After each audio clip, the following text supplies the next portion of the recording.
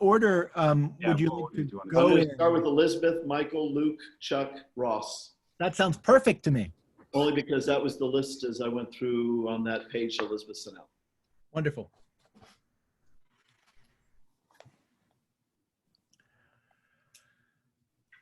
And just, are we going to be, oh, right. So yeah, everyone's coming in. Do you know how many, Elizabeth, do you know how many people? We are getting ready to start. Well, hello, and welcome to today's webinar, Anglican Social Ethics and the Search for Justice. This is part of a webinar series brought to you by the SEEP Network, the Anglican Theological Review, and Nashotah House Theological Seminary. My name is Chuck Robertson. I serve as canon to the presiding bishop for ministry beyond the Episcopal Church and as a distinguished visiting professor at the General Theological Seminary. And I am joining you today, as I know we are coming from all over the country and perhaps other parts of the globe. I'm coming today to you from Central Florida, from the Canterbury Retreat and Conference Center. Now, it is a privilege to moderate a panel discussion with such impressive colleagues, such impressive scholars of the church, PhDs all. First, I want to introduce to you Elizabeth Rain Kincaid, who is Assistant Professor of Ethics and Moral Theology at Nashotah House Theological Seminary. Welcome, Elizabeth. The Reverend Michael Battle is Professor of Church and Society and the Director of the Desmond Tutu Center at the General Theological Seminary. Michael, good to have you with us. Luke Bretherton is the Robert E. Cushman Professor of Moral and Political Theology and Senior Fellow at Duke Divinity School. Luke, we're delighted you're here. Chuck Matthews is the Carolyn M. Barber Professor of Religious Studies at the University of Virginia. It's good to have another Chuck here on this today. And the Reverend Ross Kane is Assistant Professor of Theology, Ethics, and Culture at Virginia Theological Seminary. Welcome indeed, Ross. Now, before we begin our discussion today, I want to thank Joe Swimmer, Executive Director of the SEEP Network, and his colleague, Kimberly Grass, for their production of this webinar and their practical assistance behind the scenes. Only our panelists will be visible to you all, but you who are attending can post questions in the chat room using your Zoom chat function. We'll try to address as many of those questions as possible as we go through this time, ending at 4:30 Eastern Time. A reminder that this webinar is being recorded and it will be posted tomorrow on the resource page at www.seepnetwork.org. Now, without further ado, I look forward to hearing some introductory remarks from our panelists, and we'll begin in the order I introduced them. So Elizabeth, if you would start us off. Good afternoon, everyone. Chuck, thanks so much for moderating, and Joe, thanks for bringing us all together. In my brief remarks today, I want to describe how I think Anglican social ethics can provide an analytical approach based on an incarnational ecclesiology to both critique injustice and provide a solid grounding to begin constructive development of a solution. Anglican social ethics starts, in my opinion, with the analysis of the local, the particular, the granular, our awareness of what we owe the people next door, or perhaps next to us in the pews. Specifically, Anglican social ethics both begins and ends in the parish, the church and the parish boundaries which surrounds that church. It begins in the sanctuary, but then necessarily radiates outward through the church doors into the neighborhood beyond. There are several possible explanations for why this particular parish-based approach is particularly appropriate for Anglicanism. Just to list a few. One example is ecclesiological. Anglicanism, unlike Roman Catholicism, doesn't have a universal primate or an infallible magisterium, but rather consists of local communities bound together by instruments of union. A second is historical. For both practical and political reasons, the parish served as the key structural building block of the institutionalized church in the United Kingdom. A spiritual explanation is that Anglicanism at its core is centered in the prayer book and something of the Benedictine charism of stability, groundedness, and the necessary combination of both prayer and work, ora et labora, in a chosen ground should inform our approach to social ethics and questions of justice today, beginning in the parish. And of course, a final theological component. Anglican theological reflection showed a consistent preoccupation with the mystery of the incarnation. And this theological reflection has been translated into a focus on the incarnational nature and ministry of the parish. To say that Anglican social ethics is Christological, grounded in the parish, and beginning from the analysis of particularity is nothing new. To provide a few relatively contemporary examples, Luke, or another panelist in his book, Christ and the Common Life, describes the goal of Anglican political theology as, quote, interpreting history from a Christological center outward, and at the same time exegeting it from the bottom up, giving priority to the testimony of those on the underside of history. Sam Wells in God's Companion has described the significance of the gathered Eucharistic assembly for defining the church. The church's gathering in one place to receive the body of Christ together constitutes, along with baptism, its most definite moment of identity. Sarah Coakley has described how understanding the continuity of communal worship within the parish creates a thin and holy space in the community and is integral to the rest of the church's ministry of care and prayer for the poor. In the rest of this paper, I'm going to identify some analytical approaches, which I think this mode of parish-based social ethics requires of parishes seeking to confront injustice. In other words, what does incarnational ministry in the Anglican social ethics tradition actually require from a parish? To provide examples of how this type of analysis plays out, I'm going to draw on an article written by Thomas Mosley, published in the British Critic, the Journal of the Oxford Movement in 1842. Nothing that I imagine most people have read, but I think it's a really great article because in the article entitled Pews, Mosley seeks to translate the Oxford Movement's theological focus on the incarnation into specific parish practices in line with the movement's intense focus on revitalizing parish ministries. In looking at the questions this essay asks about this particular practice around pews, we can clearly identify the analytical approaches which I believe characterize Anglican social ethics. So Anglican social ethics begins with analysis from a human perspective, considering the nature of the church as a human institution with historical roots and sociological significance, which exist in the world alongside all the other institutions that support and facilitate human existence. Thus, Mosley begins his attack on pews, and he doesn't mean all pews. He means the practices of renting pews that used to characterize churches in the Church of England by asking why. Why did churches permit this practice to develop? What good ends or societal pressures contributed to this practice?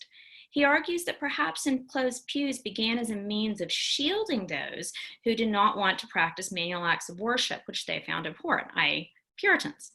In addition, he traces how the practice of selling pew rentals became a means of raising clergy salaries, separating the priests both financially and physically from the congregation. Thus, the roots of the pew rental practice are in the division stemming from schism and in the lure of economic advancement. It's only by understanding the historical impetus behind a practice or a custom through this type of historical archaeology that its roots can be exposed. This process of historical excavation is challenging and time-consuming, not as emotionally satisfying as instant denunciation or as comforting as complacent acceptance of an established parish practice, but a necessary first step, since without understanding the historical wound, the cure cannot properly be applied. Thus, in the case of pews, the continuing pain of intra-ecclesial division and the significance of clergy vocation and pay must be addressed. So while the quest for historical understanding requires digging into the soil of the past, the search for justice requires scanning the horizon of the present through thoughtful sociological analysis. In the Pews essays, Mosley demonstrates that structures of injustice can be understood first through an analysis of physical structures, the pews. His interrogation of the practices of selling pews points to an obvious preference for the comfort of the rich and prestigious woven into the parish structure to the detriment of the care of the poor. Looking searchingly into this preferential option for the rich, he discovers a sociological presumption that the poor will inevitably follow the spiritual lead of the rich, so that the preferential treatment of the rich takes preeminence to the benefit of the poor and society. Moseley argues this approach ignores the sociological reality that it is in fact the poor who rebuke the rich by their true piety, rather than societally driven religious observances of the rich inspiring any type of true religion in the poor. Third, analytical approaches in Anglican social ethics is institutional analysis. The parish church as an institution exists among other institutions beyond its walls and outside its neighborhoods. So looking at the pews reflects a broader sickness in Victorian society's rigid class distinctions, disdain for the poor, manifested especially in a flawed political system where corrupt institutionalized practices deny the poor's votes and representation. The church is therefore corrupted by the failures in the government and economic institutions. However, those institutions are corrupted by the church's failures, where the church fails to care for the poor in preference to tending to the comfort of the rich. The failure of other institutions is sure to follow. This type of institutional analysis can be enriched by the use of an analogical imagination. For example, Moseley argues, and this is fascinating, 1842, the horror which the enslavement and segregations of blacks and whites in Episcopal churches in the United States should evoke in the British visitor should create a similar horror when the traveler returns home and encounters the segregation of rich and poor in the church in England. So we have three natural tools of discernment: historical, sociological, and institutional, which are important for Anglican social ethics. But that's not all the church is. It's not just an earthly institution. It's also the body of Christ. And understanding the church as the body of Christ leads Anglican social ethics beyond simply critique and easy answers to the search for constructive and redemptive solutions to injustice in the world. Acknowledging the church's nature of body of Christ as the body of Christ requires asking whom the church belongs to and whom is it for. If the church belongs to God, the argument that the payments of the rich to secure their private pews are necessary for the church's survival falls away. If God fights for us, why do we need to depend on riches alone?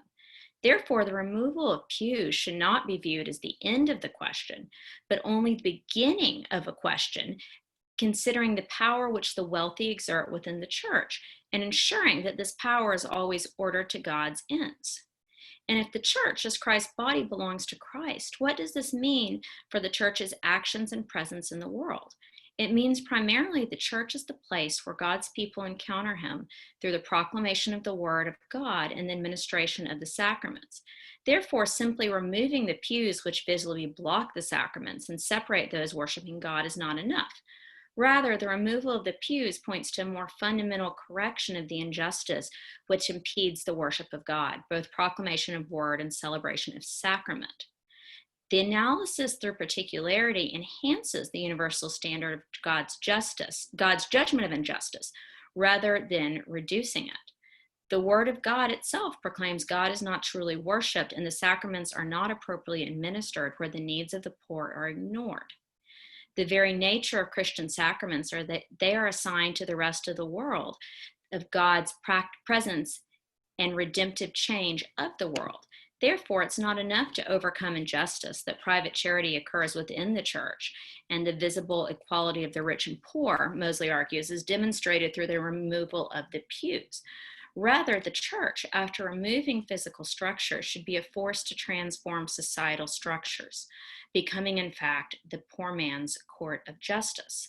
So where our historical, sociological, and institutional analysis leads to the solution that the pews were unjust and should be removed, understanding the church as God's body makes us think about the power of God's transformative of God's transformative grace and leads to a deeper analysis and a more comprehensive solution. Now, it's easy to do this when you're looking back at 1842. None of our churches, except maybe Ross's in Alexandria, still have built-in pews. But I think these 5 approaches are just as true and just as important for the church's social ethics today. We'll leave how for perhaps discussion. I'm sure will be richly supplemented by my fellow panel members. Thank you, Elizabeth. And I'm going to ask you and all the panelists, if you are mentioning specific important texts or certain important authors that would be helpful, because in listening, it might be helpful to put in the chat room for others or for us to make available to our attendees in some way. It'd be wonderful to have a way for them to know who you were quoting or what important piece you were looking at in case they wanted to follow that. Thank you so much for that. Thank you for doing some excavation there of the soil of the past in order to scan this horizon of today's present. Well, Michael Battle, I would love to hear from you next, please. Thanks, Chuck, and thanks, Joe, and all those who helped to bring us all together. I want to start with 6 assumptions, and then give my 5 assumptions, and then give 3 challenges that I think that are derived from all of these assumptions. So the assumptions that I want to first start with are, what is the Anglican Communion? And I want to use the Anglican Communion as our sort of definition of Anglican social ethics. The Anglican part of social ethics I want to understand through the lens of the Anglican Communion. So what are the common Anglican Communion assumptions? I think first, most of us assume the Anglican Communion is a unified church. I think secondly, if we had an hypnotist that would put us under and get us to give our implicit associations of who is Anglican, I think if you scratch the surface, that person would look white, the culture would be sort of Anglo-Saxon, the authoritative voices will be European. So I say first, the common implication or assumption is a unified church for the Anglican Communion. Second, I would say that most people would understand it as white. And then third, I think the common Anglican Communion assumption is that it is an established church. In other words, it's a church that goes along with civil society, that goes along with governments. It's an established church. So the first 3 of the 6 are common Anglican Communion assumptions. The last 3 assumptions that I want to talk about before I get into my own assumptions are common assumptions of justice. So again, I'm trying to operate from a subconscious lens of what most people are assuming of these terms and the topic that we're discussing today. So from my vantage point, I think most people assume justice, especially in the global north, is this way of understanding the European Enlightenment focused on individuals, such as an individual's rights or human rights or equality for individuals. So the first assumption that I think most people think of as justice is this assumption that comes from a European cultural worldview of the Enlightenment focused on the individual, equality for the individual. The second assumption that I think of as justice is equality from the perspective of inclusion. So I think as long as this is an inclusive society, I think most people think of that as justice. I'll get into this a little later in terms of my own assumptions, but I want to go ahead and start commenting. This second assumption of inclusion leaves out the one who is the one initiating or inviting who to be included. So the second is the equality of the perspective of inclusion, but it is even more subconscious of who the protagonist is, that is including the other. And so the third assumption of justice is a social contract, that is acting with justice in whatever social role one chooses. There is an assumed contract that we have with each other as a member of government, as a person in business, even in our own homes. There's a social contract that most of us assume that we need to abide by in order to be just persons. So those are my 6 assumptions that I want to start out with that I think are prevalent in our world. And again, I'll go through them again, trying to be a good teacher, to repeat what I've said. The common Anglican communion assumptions: unified church, white, and an established church. And I think the common assumptions of justice are, first, this European Enlightenment worldview of individual rights. Second, inclusivity. And third, a social contract. So I want to talk just briefly about my 5 assumptions and then give you the 3 challenges that I see. My 5 assumptions differ in this conversation that I've just mentioned to you or initiated with you in terms of those 6 assumptions. My first assumption is that the Anglican Communion is not a church. That is, it's neither a church in brick or mortar, as many people understand the church to be, the church down at the end of the block. And the Anglican Communion is not a traditional denominational order. For example, the Anglican Communion cannot join the World Council of Churches. Only a particular Anglican church can do that. The Episcopal Church, Church of Uganda, and so on. And those high in the hierarchy of Anglicanism now say we are a fellowship of distinct Christian communities. Authority resides in the local context, and yet we have the contradiction of the Episcopal Church thrown into the penalty box, no longer able to represent whatever it means to be Anglican in doctrine and ecumenism. So my first assumption is that the Anglican Communion is not a church, but there's a contradiction, because we act as an Anglican Communion to be a church when we want to be a church, and yet it seems as though the official word is that we are a fellowship of churches or Christian communities.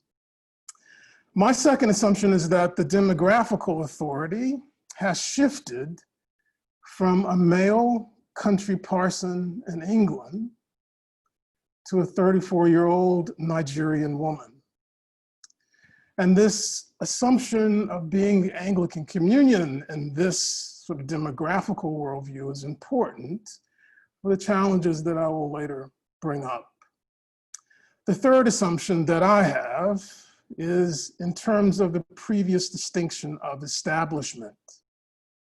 Now the Anglican Communion looks more sect-like as competing Anglican leaders seek to purify what is truly Anglican. So my third assumption is that we're no longer any kind of establishment, and that we look more like a sect than an establishment. Fourth, an Anglican social ethic is in crisis as those who call themselves Anglican excommunicate each other, much less assume any social contract. In addition, at least in the global north, those who call themselves Anglicans are a dwindling population. So fourth, I want to say the Anglican social ethic is in crisis, largely because of a hypocritical way of behaving. And then fifth, I want to say I assume justice as a virtue. In virtue ethics, it is the concept of divine character capable of renouncing oppression and exploitation of all kinds. In other words, I understand justice as a virtue based on our character.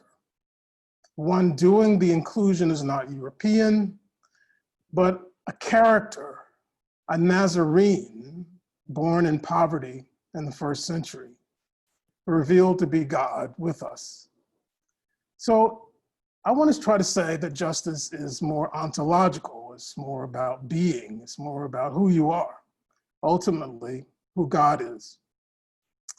So just to go again quickly, just to rehearse what I said in terms of my own assumptions, the Anglican Communion is not a church. We've changed in our demographics, number 2, in terms of the Anglican identity really looks like a 34-year-old Nigerian woman. And the church is no longer an establishment, number 3.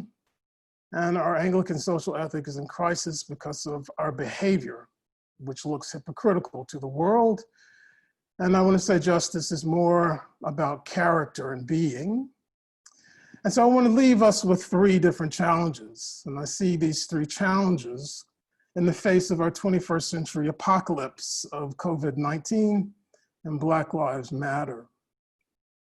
So my first challenge is this.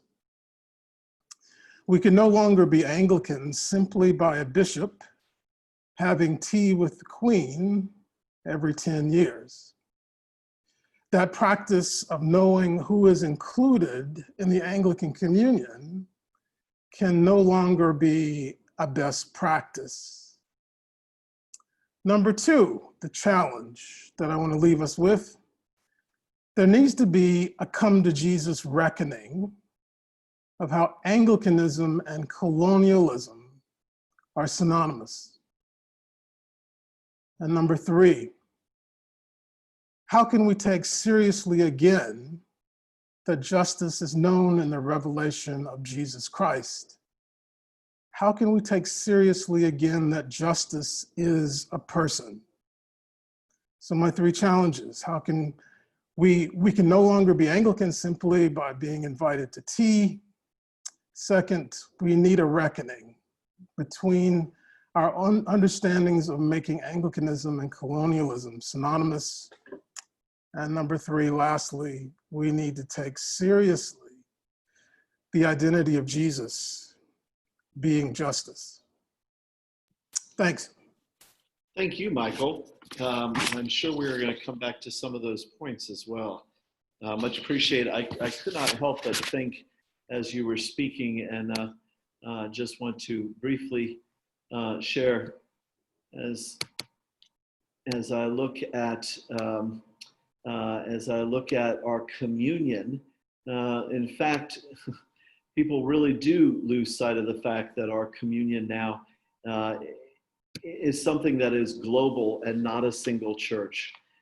That all these sections that are not in the blue are part of our church, and of course ours and the Church of England might be some of the smallest in number among them. When you mentioned the 34-year-old Nigerian woman, it's a powerful way of showing the change that we've seen from past to present. Thank you, Michael, very much for that.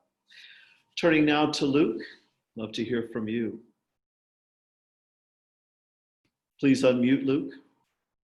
There we go. So huge delight and honor to be with you. I'm going to build on some of the comments that Elizabeth and Michael made, and I'm going to sketch 3 points, each taking its inspiration from a different set of Anglican divines and their social vision. And this is, I'm going to speak to our kind of current moment and try and kind of relate Anglican social ethics to this moment.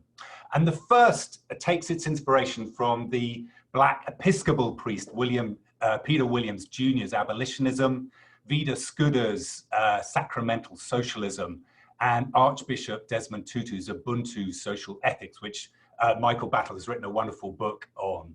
And if these figures are my inspiration, my starting point are 2 verses from Scripture. And the first is Luke 22, 25, 26. He said to them, "The kings of the Gentiles lord it over them, and those in authority over them are called benefactors. but not so with you. And then John 13:14-17, so if I, your Lord and teacher, have washed your feet, you also ought to wash one another's feet. For I have set you an example, that you should do as I have done to you. If you know these things, you are blessed if you do them.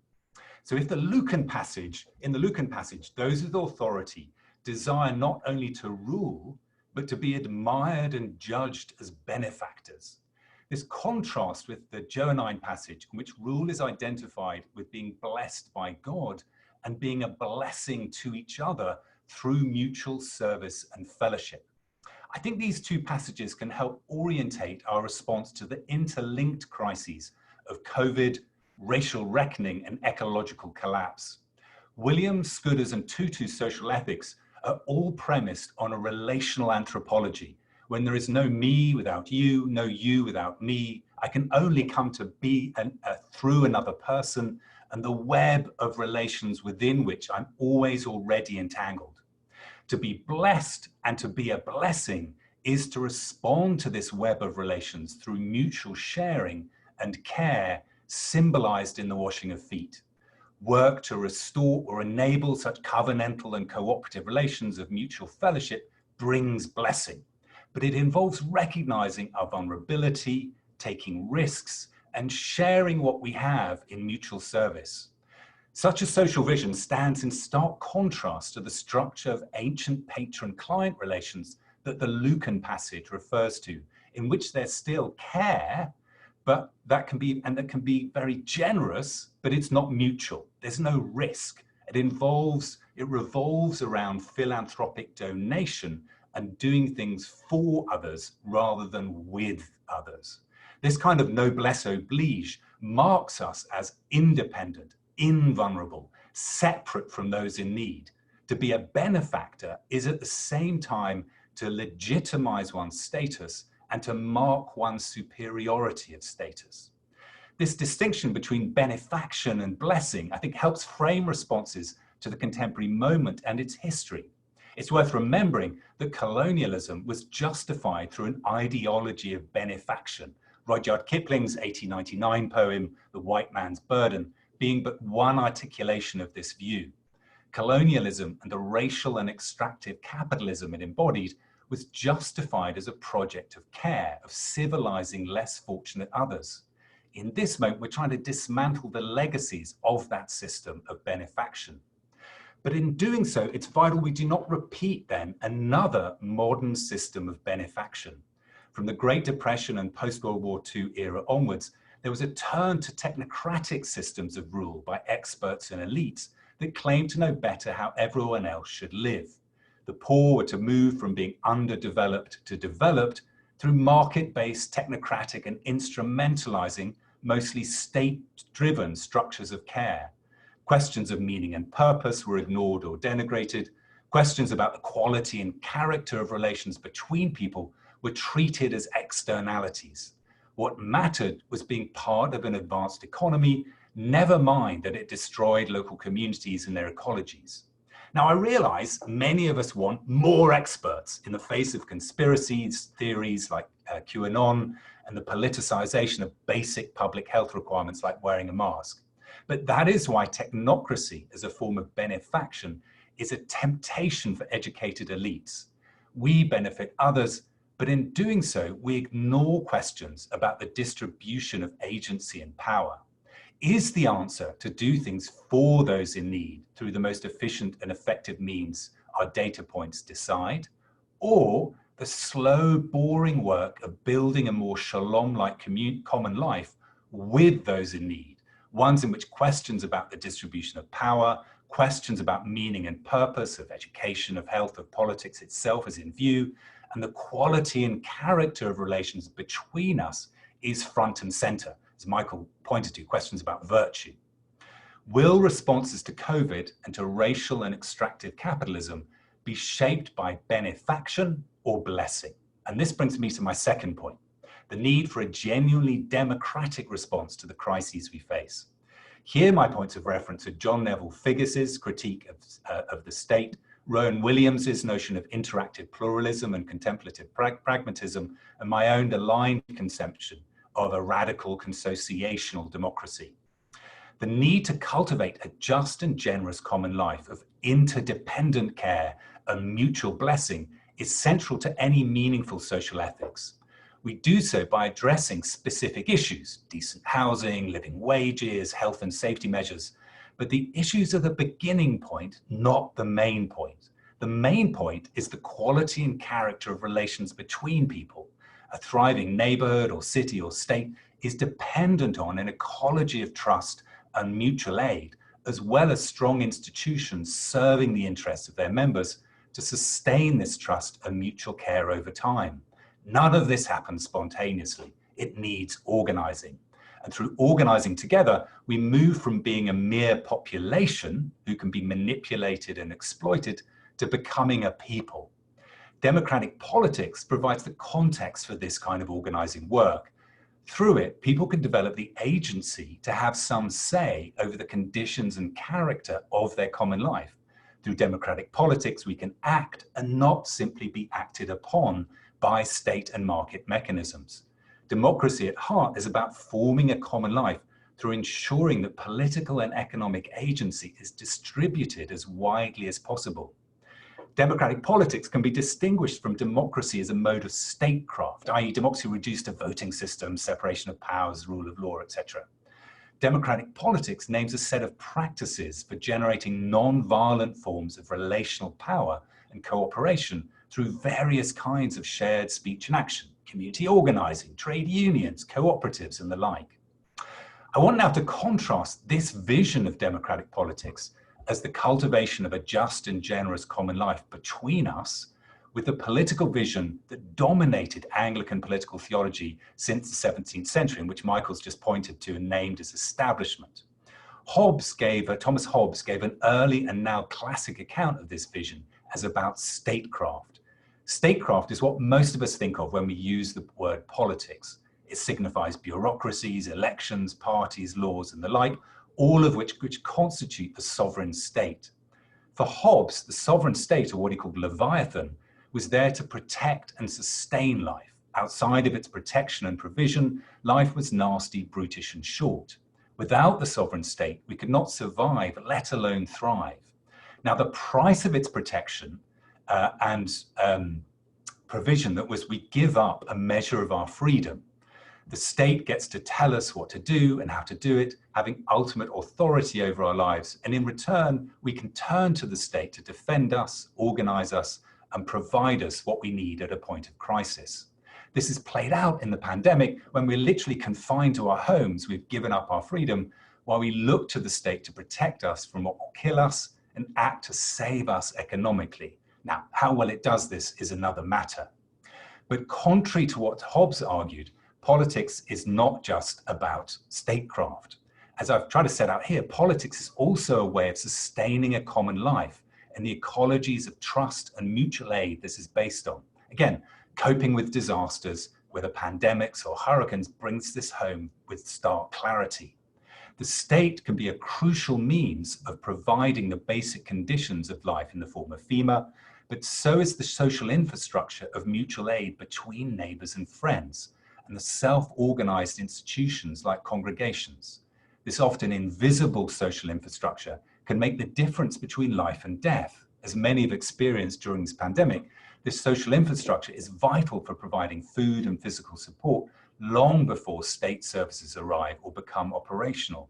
This meshwork of self-organized relationships, social practices and institutions, and the ecology of trust they foster enables us to respond to shocks and disasters.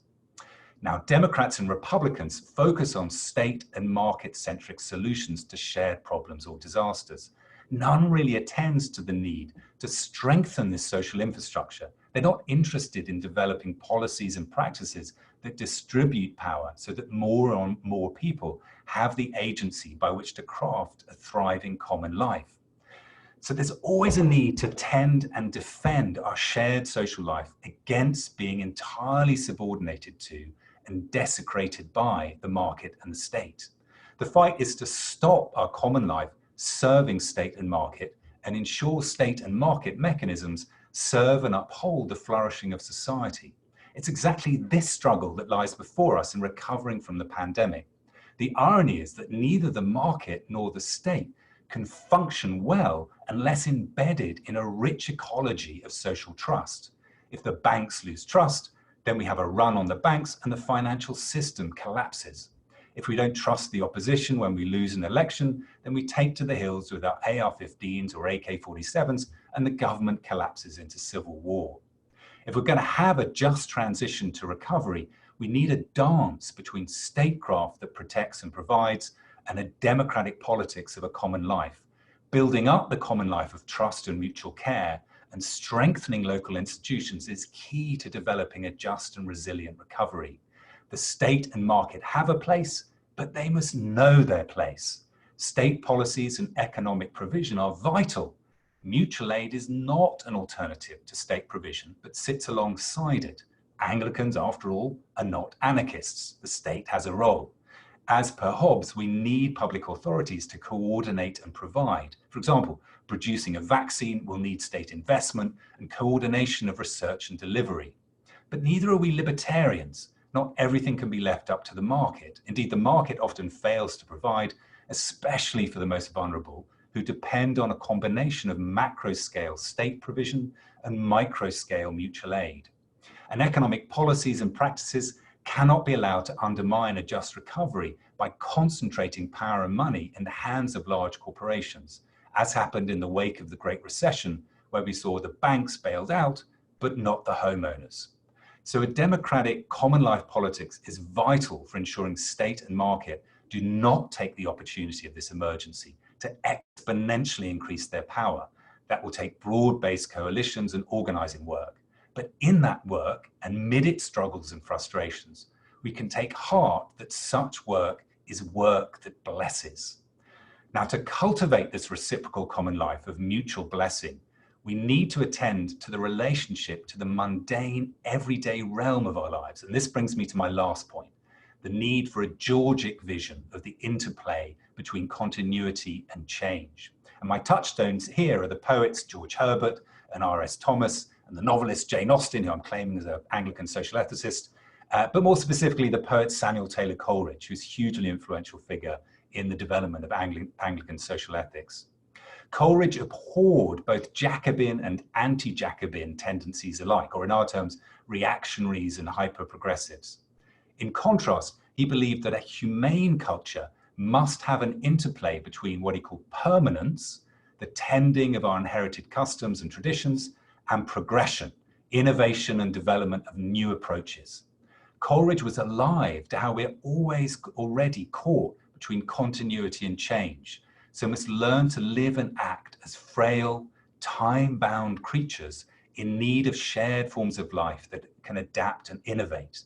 I think the kind of pastoral or Georgic vision of the interplay of continuity and change over time and how customs and shared forms of life rooted in particular places, which Elizabeth was talking about, and that Coleridge and others articulate, contrasts with all forms of zealotry in politics, whether on the left or the right.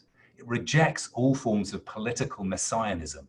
In this moment, when we're overcome by apocalyptic sensibilities, it's a spiritual discipline to cultivate the kind of Georgic or pastoral sensibility that Coleridge points to as a social ethical vision. A Georgic social ethics recognizes we're always already find ourselves in the middle of the quotidian, everyday world of ordinary life that must be cultivated if children are to be raised, crops planted, and life is to go on. Georgic is the technical term for the pastoral literature and is derived from Virgil's poem, The Georgics, which depicts scenes of farming and cultivation. The Old Testament is, of course, awash with pastoral imagery and concerns, and likewise Jesus' teaching and parables are suffused with agricultural and pastoral imagery, populated as it is by shepherds and sowers and vinekeepers. But alongside the world of work, through which we cultivate shared realms of meaning and action, the pastoral also refers to the everyday world of family life, another stream of scriptural reference. Sons run off and return, children are healed and nursed, food is prepared and eaten.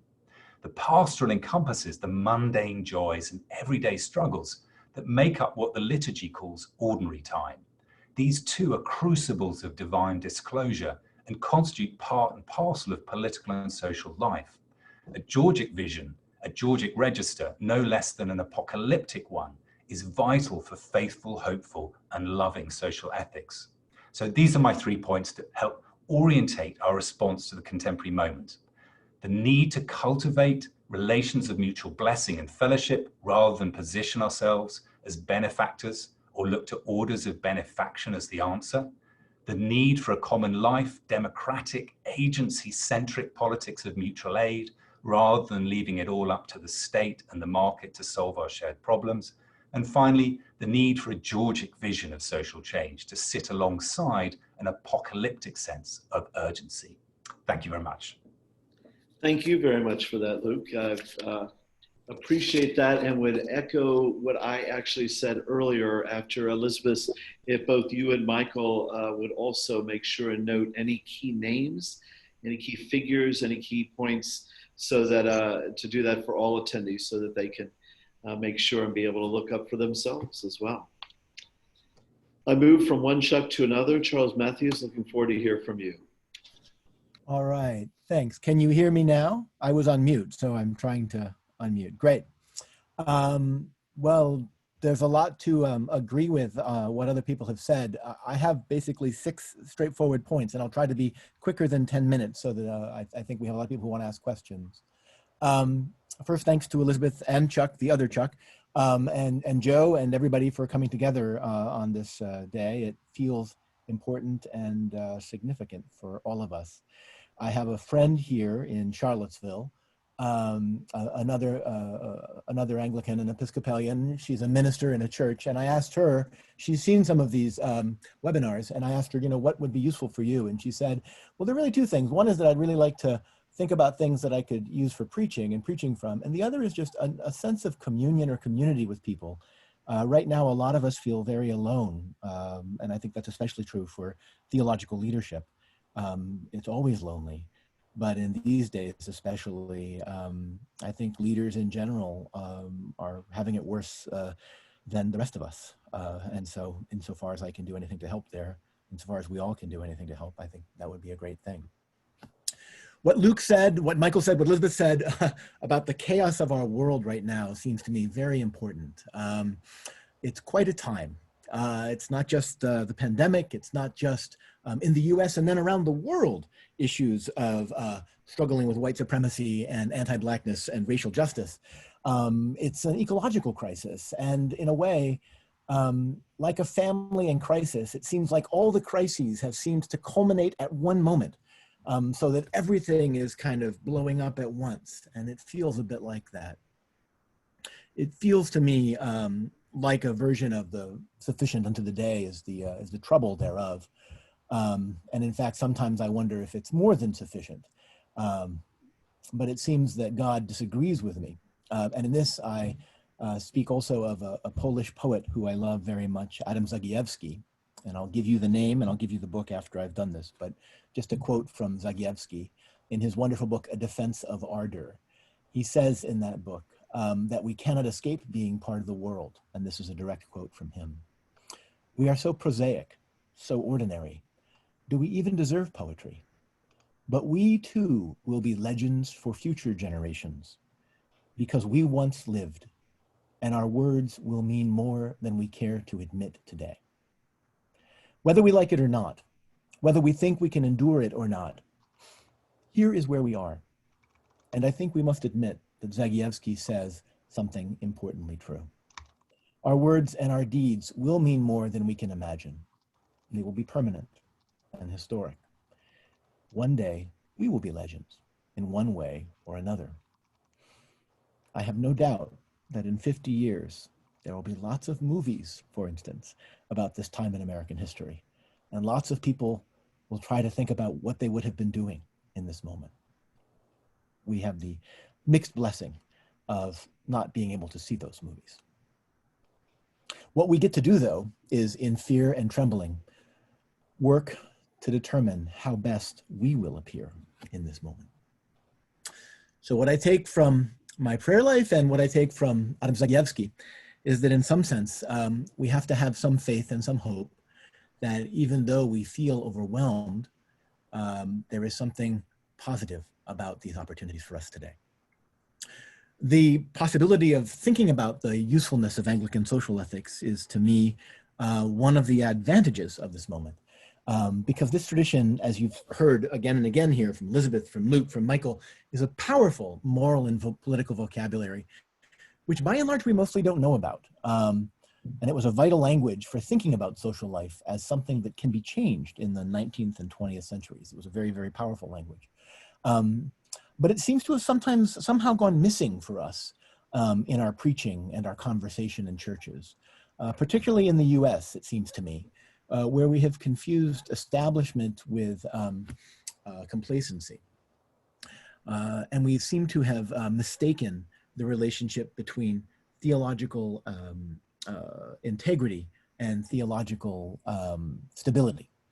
It seems to me that our confidence that our authorities in the world will tell the truth about the way society is, which is the mark of an establishmentarian church, of course, a kind of faith in the basic structure of the social order to basically tell the truth, has been going further and further away from the facts on the ground for a number of decades. And it seems to me that as churches, we should take back our obligation to try to think for ourselves about the way the world is. As I think you heard Luke say, I don't think this is a very partisan thing, although it is very partisan in this moment, perhaps, but it's not necessarily fundamentally a partisan thing. It's simply a matter of the churches trying to reclaim for themselves the ability to tell the truth about the world as they see it. I think we need to do that. Because of our establishmentarian bias, we have been uncomfortable about this, and for good reasons. But I think, as Michael said, insofar as this is an establishmentarian church, it's going to need to come to terms with the fact that its establishmentarianism has been part of the problem often, and not nearly as much of the solution as it needs to be. Now, the request for us in today's meeting is to talk about the parishes thinking about justice and how parishes can work for justice. I am in favor of immediate and direct work on justice work in parishes and for churches. And here in Charlottesville, we do some of that. But I'm also interested in thinking about what churches can do over the long term to help people understand and rehabilitate this language that they can use to think about their lives and the social order in general in a way that is, I think, pretty rare and unusual in our society these days. The fact that this is a long-term project should not lead us to discount its importance. It is, and it must be, I think, a central mode in which the Christian churches can influence public debate, not by the immediate introduction or imposition of theological categories or frameworks on that debate, not necessarily that, but by the slow and steady shaping of minds in the churches and through other institutions to understand what the church's vision of the world is. And this is historically how Christianity has primarily influenced societies in general.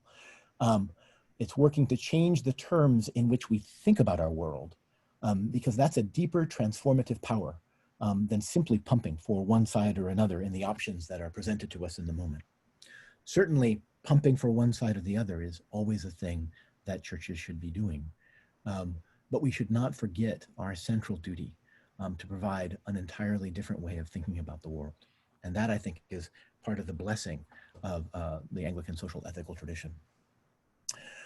Augustine, one of my touchstones, once said in his work De Doctrina Christiana, which is a work about Christian teaching and preaching, he said that no matter what a minister says, however, a preacher's life is their truest speech. And I think that's true about Christians in general. And I don't think Augustine would disagree with me on that either. So even while we say that what we're talking about is a way of speaking and thinking about the world, if the way of speaking and thinking about the world does not manifest itself in the flesh, in our behavior, and in our relations, then it probably doesn't have the meaning that we think it does. Now there is, I think, a distinctive and even Anglican way of looking at the world, speaking historically, a way that is not entirely consonant with the dominant visions of the world that we've inhabited. And it throws a strange light on the received picture of how we think about things. This is funny for us as Anglicans, and we've heard some of this with both Elizabeth, Michael, and Luke. This is funny for us because we are, even as we are the curators of this powerful alternative vision, we also are, of course, inheritors of a powerful establishmentarian vision. The Anglican Church has to, as Michael I think rightly said, come to terms with its sense of itself as part of the authorities. We have far more likely been Pharaoh and Herod than we have been the marginalized and the oppressed, at least in the United States, maybe also in England. But think for a minute about justice, and think about what Michael said about thinking about justice as a virtue. Think about justice as embodied in Jesus, something Luke has pointed to as well. That seems to me a very powerful example of the kind of thing that the Anglican tradition can offer. In today's social order, when anyone publicly speaks about justice, if anyone talks about being a pro-justice politician or anything like that, you pretty much know what they mean. They mean someone who's going to be as punitive as possible in the criminal justice world. You don't have anyone in public life these days talking about being a pro-justice politician and then appealing to issues of social justice or the distribution of basic goods and things like that. We think about justice by and large in reciprocal and punitive ways, as something relating to the past. But that's not the whole of justice at all. And in fact, if you look at the example of Jesus and how Jesus deals with people, he often attends to the past, but he speaks to them of a possible future. And this is not just a matter simply of mercy of Jesus's part. This is not a cancellation of justice. This is the idea that somehow in their individuality, these people will be a future that we can all share and inhabit together. That possibility of justice is a kind of a justice that the social ethical tradition should be exploring, thinking about, affirming, and trying to inhabit. And that gets us to something I think quite theologically deep about this tradition, something that the contemporary American philosopher, Jonathan Lear, has talked about in terms of radical hope. There is something radical about the hopefulness of this vision of social ethics. Even as we graciously and sinfully try to embody this vision, we are also graciously and sinfully trying to reveal how the ordinary life of our world is something far more sacramentally significant than what we might initially think it is. This is, it seems to me, the core weirdness of this tradition. The idea being that in some sense, there is something radically transfiguratively strange about the gospel of God that is sent to us and that we are called to embody. And I think that core theological message, which is, I think, at the heart of the Anglican social ethical tradition, is something that actually underpins it all, that kind of sacramental transfiguration of the ordinary that we can see. And I think with that, I'll just end. Thank you so much for that, Chuck. And again, please offer your thoughts. And all of these, by the way, just so you know that all of our panelists today will be sharing with our SEEP behind the scenes team the highlights of what they have so that they can, so that in turn you can be able to have a list, a register of all that you've been hearing in terms of names and key things, key references that they have listed. So we look forward to receiving that. Well, Ross, it looks like you're batting cleanup here. So bring us home to the point, and then we will engage with some of the questions that I've been looking at. All right. Yeah, ready to bring us home here. Thanks, Chuck, and thanks to Elizabeth and Joe for all the organizing. I know these sorts of things take a lot of work to put together, and I'm really humbled to be on such a distinguished panel of folks here. If I had to give a title to my remarks today, I think I'd call it the Anglican Parish Model, Tool of Racism or Anti-Racism. And I want to start with a story. Recently, I read a seminary student's analysis of an Episcopal congregation that was struggling to gain new members in an intercultural neighborhood. Now, despite the fact that the population of the neighborhood was growing and the parish itself was committed to evangelism and growth, they couldn't quite bring in new members from the surrounding community. Now, during previous generations, when the neighborhood had grown, the parish had grown too. So what was different this time, we wondered. As students and faculty discussed this situation, we wondered if the parish would benefit from a lesson, a reminder about the Anglican parish system. The idea that in Anglicanism, and Elizabeth talked about this, that a congregation's sense of identity extends beyond its members to the entire population of the surrounding area. As good Anglicans, we all then nodded our head and agreed that the parish motto would be one of the keys to giving this congregation new life. Looking back though, I wonder if we missed something in this conversation. The parish model isn't simply a solution for this predicament. In the United States, in a predominantly white denomination, the parish model can be part of the problem. When we look at Episcopal Church growth over the last century, our predominantly white denomination grew especially after World War II, when new congregations accompanied the path of white flight. Redlining meant that new Episcopal parishes were founded in white-only neighborhoods, such that one's parish, if you will, was exclusively white. Now, the parish model, at least in my own experience and in my own education as an Episcopal priest, is one of the primary means by which Anglicans talk about our tradition's distinctive approach to Anglican social ethics. But it's not a panacea, the parish model. It's a strategy, and it's one that can be used for good or for ill. The parish system can be a means of perpetuating racism, but it can also be used for anti-racism.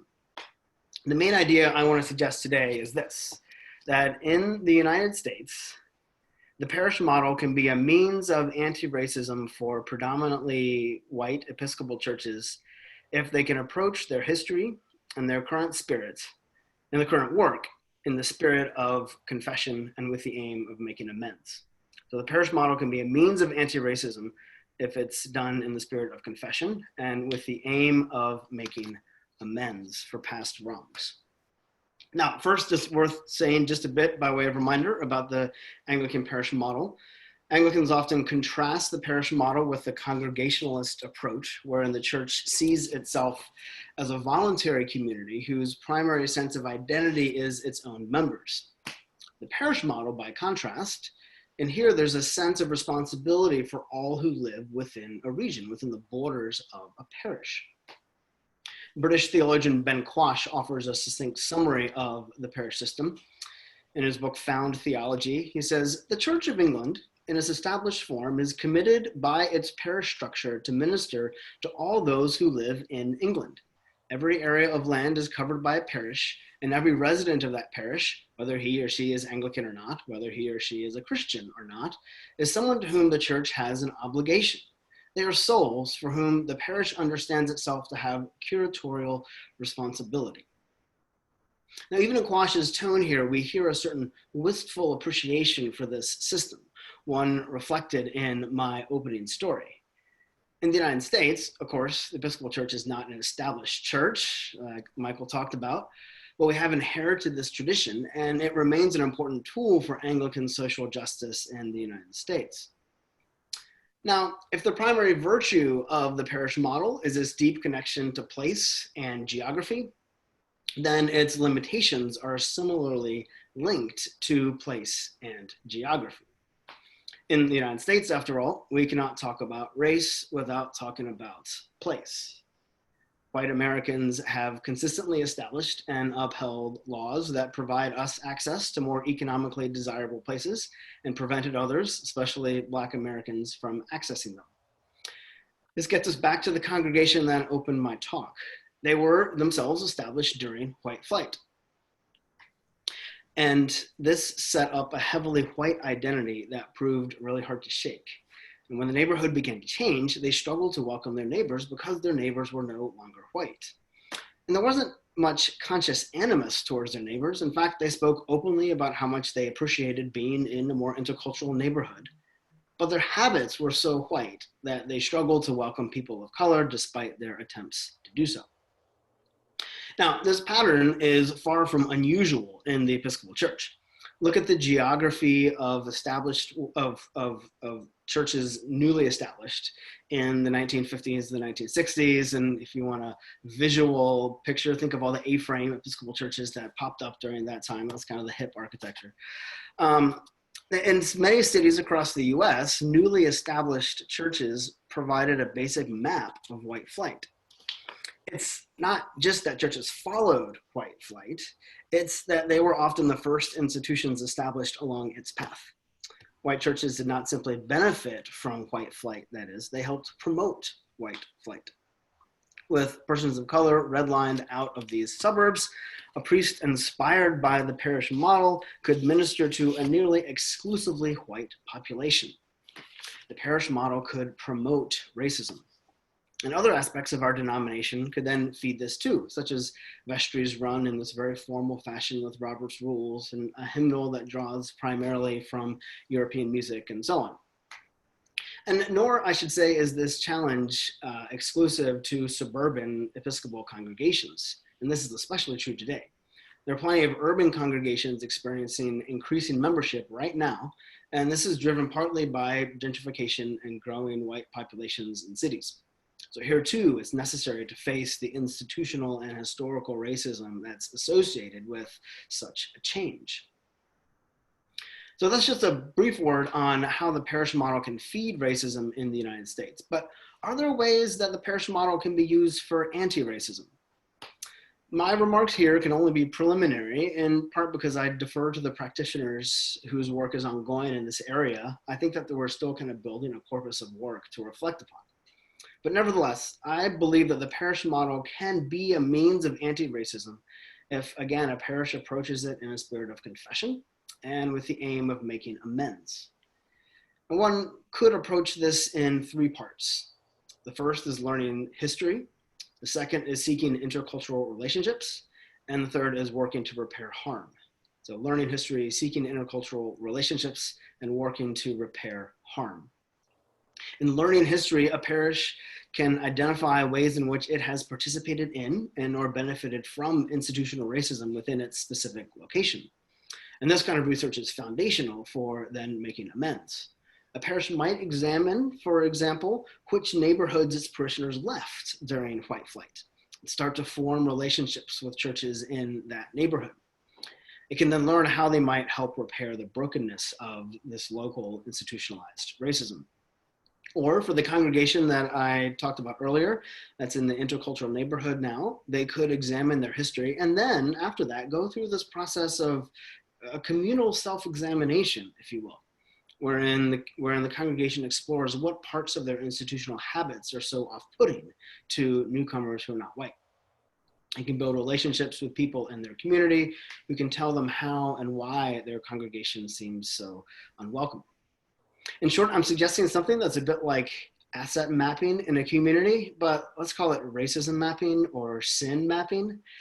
Asset mapping, of course, is this practice of finding existing strengths and resources in the community for the sake of problem solving. It's rightly gaining traction in congregational studies. I think that's a great tool, but let's also remember to map the social sins that surround our parish communities.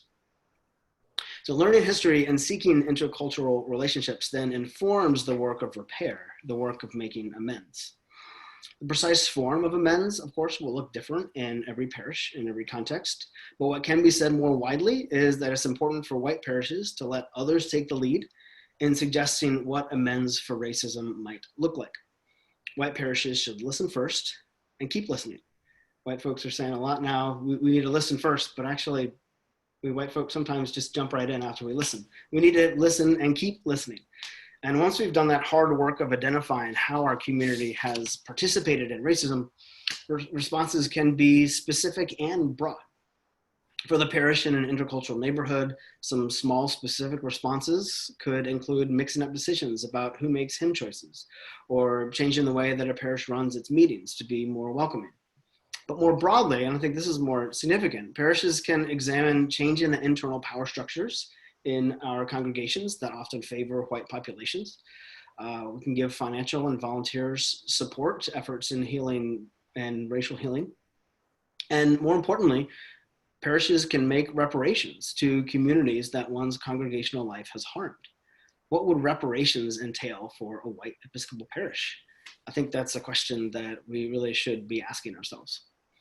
These are only a few examples that begin the conversation, and this should all be done in the spirit of ongoing confession, not a sense that once some initial work is done, the task is over, because this is a broader spiritual transformation that we're undertaking.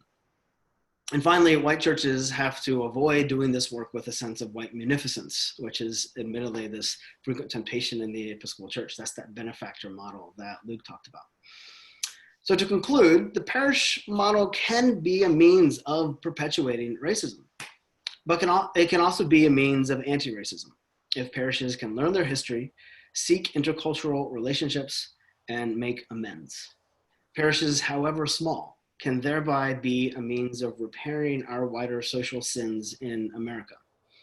Parishes can be leaven in the loaf for healing these wounds. So that's my little bit there. Thank you so much for that, Ross. Great way to bring us through to the end of the first these opening remarks before we open up to some of the questions we've been getting. I was just, especially noting about what you said about race, and you can't talk about race without talking about space as well. You talked about white fly. I also can't help but think about Native Americans, and historically, we have two great original sins, don't we? Certainly with African Americans, and also what we have done with space for Native Americans. Much that we could be thinking about that in various parts of the United States as Christians. Absolutely.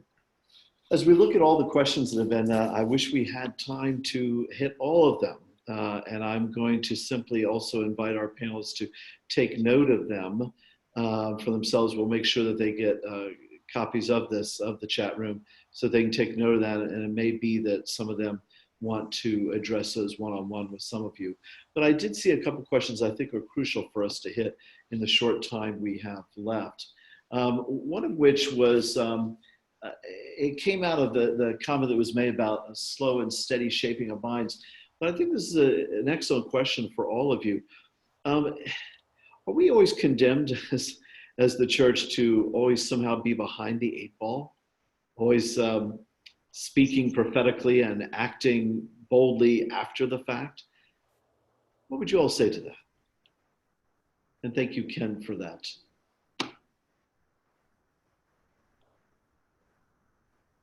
This is not a rhetorical question. I'll jump in. I mean, I think it goes, and it slightly relates to another question there about kind of apocalyptic. I think it's, I don't think that's true, and I don't think it has been true.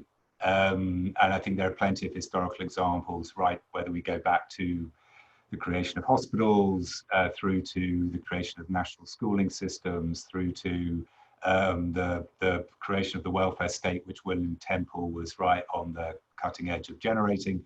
Modern institutions, and I would say ancient institutions that are there to address the wounds of the world, have always, the church has been at this, has been at the site of those wounds, generating both theological vision and institutional response, often way ahead of others. The abolition movement, the church was caught up in white supremacy. The birth of the notion of a social movement, of which there's, you know, lots of kind of fantastic histories of social movements, date it from first Methodism as a social movement, and then abolitionism as the first kind of social justice movement. Both one literally a church born out of Anglicanism, the other a church-led social movement. So I don't think that's true. I don't think we're always behind the curve. But I think there is a very thing, and this goes back to my point about the Georgic and the apocalyptic. I think there's a sense in which, in the moment, there's this strong apocalyptic sense, the kind of Rabbi Hillel's wonderful question, if not now, when? This sense that we've got to kind of act now. And I think there's a proper sense of the church as a community of memory rooted in places that the parish speaks to, that says there is wisdom from ancestors to be learned. There is customary practices which are there to be honored. if you abolish everything, Rome abolished is not Israel empowered. There's a sense in which you have to draw on traditions, draw on customary practices, draw on the cultivation of relations over time, questions about the cultivation of virtue, which Michael pointed to generate a genuine transformation. And this is Coleridge's point about permanence and innovation. It's always an interplay. And part of our, I think, contemporary moment is we're caught in the tyranny of the present and think that everything has to be happening now and only what is to come is what matters. And there's no sense of how do we cherish what has been. And so we're caught in this false dichotomy.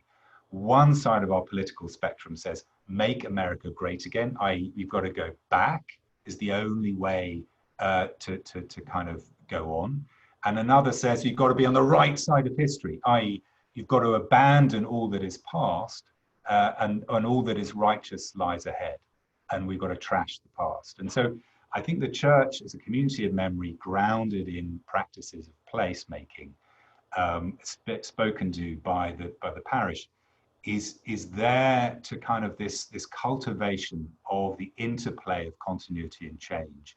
And we see that in its response over 2,000 years to the wounds of the world. Thank you for that, Luke. Yes, I am appreciative of you saying how often we have actually been ahead of the curve or right there at the moment. Certainly in our own lifetimes, we do think about Archbishop Desmond Tutu, an exemplar father figure and certainly model to many of us. At the same I would just add also another, I mean, in that moment, 1989, let's go back to that democratic renewal moment. Mm-hmm. The whole of Eastern Europe and the end of communism, the church, particularly in East Germany, was the center of that movement, and in solidarity in Poland. So again, in living memory, we have these very, very important moments. Absolutely, but also in living memory, we have Dr. King saying that 11 o'clock on Sunday morning is the most segregated hour in America. So, which kind of takes us back to what Ross was saying. I think, we have a choice here, which of course is what you all have been kind of pressing us, is that there's a choice for us, not just individually, but more importantly as communities of faith. Would others like to dive into that? Or I also want to make sure that we also touch on some of the other questions.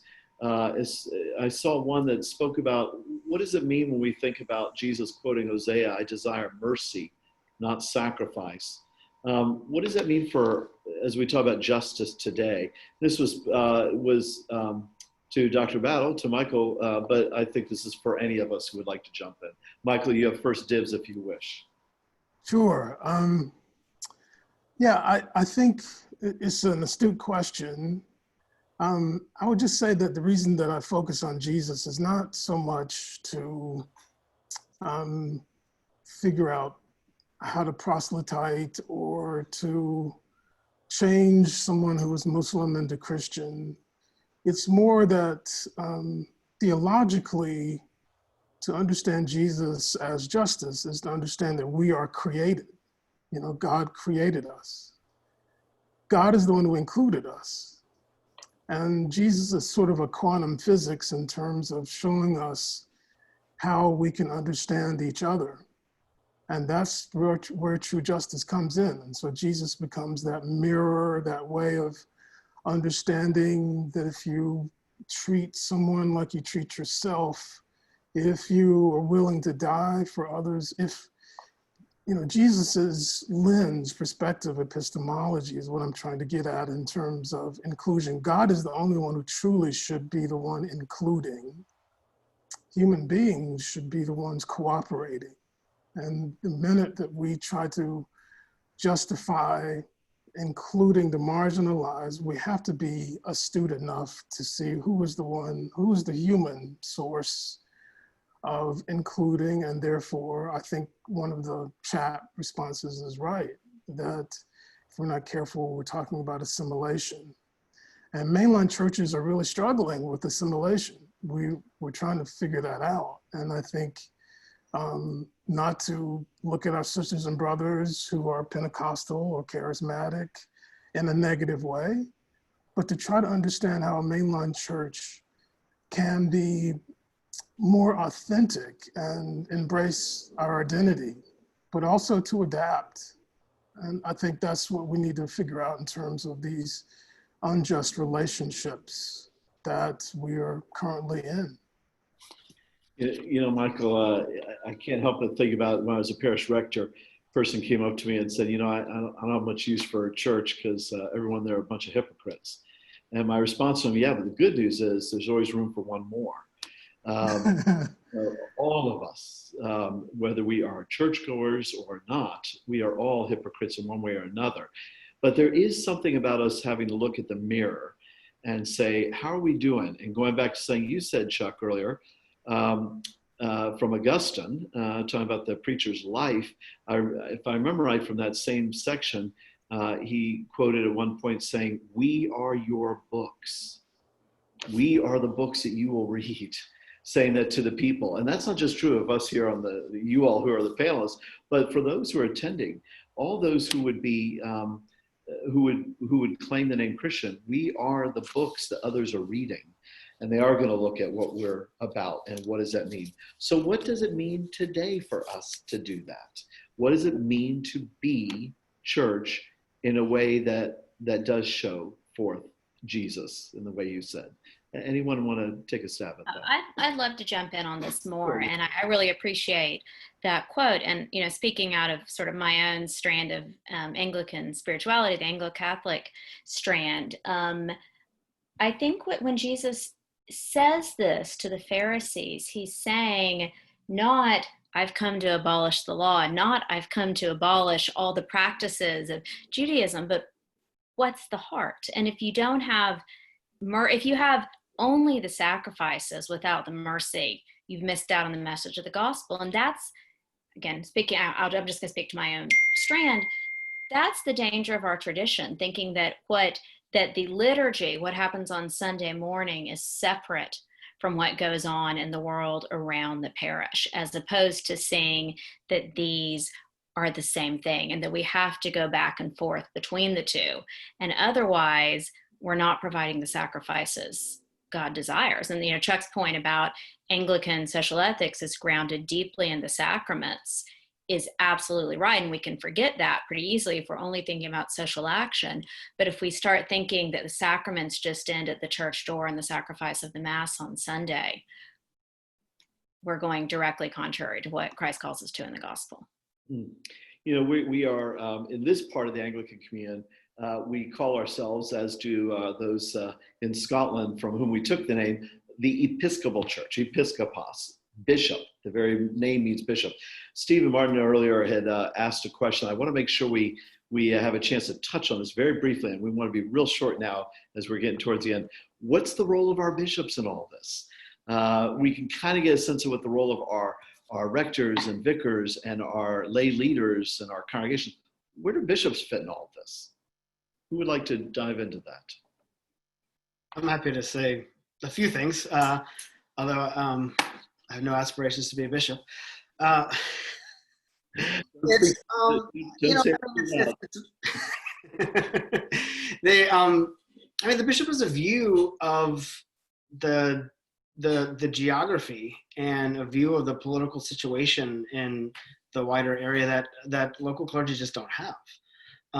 And so as parishes are looking to do things like reparations, for example, you know, one parish might not have strong relationships with a parish in another part of the diocese who maybe they've done some digging and some history, and they say, you know, our parish has done some harm to this other community. You know, the bishop can you know, do introductory conversations, but the bishop also, I think, can sniff out some of those sins that folks who are really localized can't necessarily see. Sometimes we can get, you know, and I spent enough time as a parish priest to know that we can get almost too parochial in our work. And I think, you know, much of the bishop's vocation is to draw, you know, clergy and parishioners out of our own location and to see that wider picture, that wider web. Thank you for that very much. As we really are getting tight here, I'm so sorry to all those who have been writing questions all along. I wish we had more time. But I do want to take note, Sheila, you wrote the fact that your deanery has formed a committee on racial healing and congregational histories. Well done. I'm delighted to hear that. I hope and believe that many others are doing similar work. You asked if the speakers have any resources to share. If they have a 10-second resource they can share right now, if any one of you wants to say this one, that one, otherwise I would ask them to think about that and put it into the things that CEEP will be sending out following this with that. But does anyone have any resources for a group that is looking at racial healing and congregational histories? All right, let's let you think about that and go through your file. Sorry, I had to unmute. I mean, some of this just quick and dirty, some of the really basic stuff. You know, I mean, looking at, you know, Ibram Kendra's How to Be Anti-Racist, looking at Ta-Nehisi Coates' case for reparations. I mean, I'd love it if there was an essay called the case for Episcopal reparations. You know, like what does that look like, right? There was a whole movement after in I think 1967. There was precisely, it'd be interesting to revisit. There was exactly that process, and there was actually money paid out in reparations by the Episcopal Church. So there's an interesting history there to be revisited in that process. But yeah, I want to quickly go back to the question about what can we do, and I think this builds on, yeah, Elizabeth's point. I do think there's a temptation, particularly for Episcopalians, to take our program off whatever the social movement or ideological gestures of the day are, and then go and kind of perpetuate that in the parish. I think what Elizabeth was talking about was a deep wisdom, that putting people before program and attending to and similar to what Ross was talking about, the concrete histories of how injustice is woven into the fabric of housing, education, in the place you're living, and beginning there. And I think doing the hard work of listening and attending and doing the historical work, and then forming the relationships. There is no single program. There's no agenda you can apply. There's no shortcut to relationship building, listening, and attending to the concrete realities of where you live. And unfortunately, the temptation is we want a program, but we have to form a people in a place. And that's always the challenge. I want to thank also the people who have been in the chat room, not just asking questions, but answering them. I appreciate some of the resources. So please, those who are watching and reading, take a look at some of the resources that have been just listed, some of the answers that have been offered from your fellow attendees. Last question, and I actually want to, forgive me, the person who asked this question, I can't remember whose name it was, I think it was Ken. Forgive me for turning this on its head, but you were asking about what given all that's been said and done, what questions should the Episcopal Church be putting before the presidential candidates? I'd love to have us answer that. I'd love more time to do that. But I'd rather ask each of you right now, what is one thing you want to leave folks with as we are going into a very important and very difficult time, election period, in the midst of COVID, in the midst of racial injustice, and trying to figure out how to work through that. What is one thing you want as a theologian, ethicist, moral theologian? What is one closing thing you want to leave everyone with? And you literally have 20 seconds each. This is lightning round. Okay, I can start. Can you hear me? You bet. Yep. Go for it, Chuck. I think that in some deep way, we need to think about the relationship, not just between justice and mercy, but also justice, mercy, and shame. We are in a very shame moment in our culture, and it would be fascinating to have Christians think about the legitimacy of shame and what shame can do to stymie things as well as to enable them. And I would think that would be an interesting topic I would like to actually hear sermons on. Someone else, quick. I would just say, do not deify the presidency. Try to resist the socialization that this person that's about to be elected president of the United States is somehow divine. Resist that and think about the day after the election of the hard work of trying to do things together. Thank you. I do think we should vote, definitely, but I'm saying resist the socialization that we all put this godlike person in, Yep. You got your 20 seconds. That's great. You are absolutely right. And fighting on what Michael said, episcopalchurch.org, if you go to the Episcopal Church official website and go to the Office of Government Relations, you will find tools to help people get out to vote, tools for how to do that. Again, whatever you're, red, blue, whatever you are, a way to do that. Thank you for that, Michael. Elizabeth, 20 seconds. To build on what Michael says, the church isn't dead.